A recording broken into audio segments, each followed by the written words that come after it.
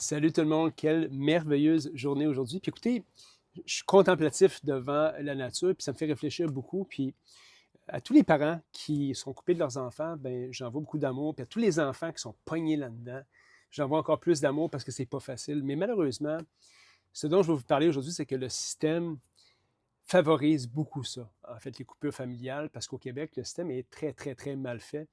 On se dit vouloir mettre l'enfant au centre des décisions, le protéger, puis généralement, les politiques mises en place ne protègent pas les enfants. Puis un exemple que je vais vous donner aujourd'hui, c'est qu'un enfant, dès l'âge de 12 ans, peut décider avec quel parent il veut habiter et un juge va l'écouter. Et puis ce que ça fait, c'est que souvent un parent aliénant va connaître ces règles-là.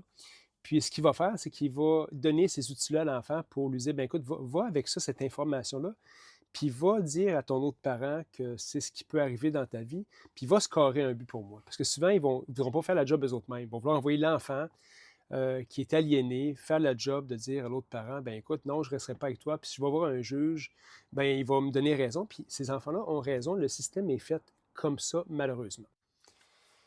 Puis la question se pose, en fait, qui est très intéressante. Le gouvernement a mis ça. Puis si vous demandiez à un enfant de 12 ans présentement, qu'est-ce que tu veux faire dans la vie? Qu'est-ce que tu veux faire comme travail?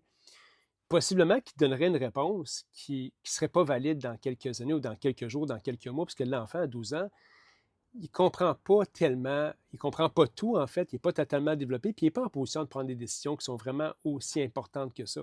C'est pour ça que tout parent qui dit Hey, à 12 ans, il faut que tu choisisses une job, bon, il dirait Écoute, ça ne va pas, là, c'est pas normal que tu demandes à ton enfant de choisir sa job à 12 ans. Fait que pourquoi on donnerait de pouvoir à un enfant d'avoir la patate chaude, de décider avec qui rester dans la vie, alors que je pense qu'un enfant a un besoin d'avoir deux parents complètement euh, stables dans sa vie. L'autre problématique qui existe, c'est que souvent, l'enfant qui est aliéné va se retrouver avec le parent le plus instable. Fait que ce parent, souvent, va avoir des problèmes de dépendance, d'instabilité dans sa vie.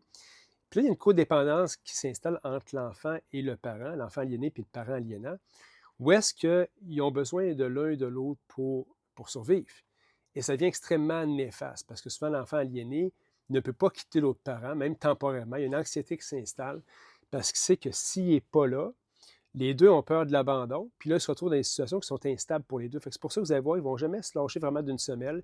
Vous allez voir souvent aussi sur les réseaux sociaux que l'enfant aliéné, quand il devient adulte, il devient le BFF un peu du parent aliénant parce qu'ils ont passé toute leur vie ensemble. Les deux ont de la difficulté à établir des relations qui sont stables et saines. Fait qu'il y a une codépendance qui vient se cristalliser à l'âge adulte. Fait que c'est pour ça que c'est extrêmement dangereux, ces situations-là, mais je pense que les instances, autant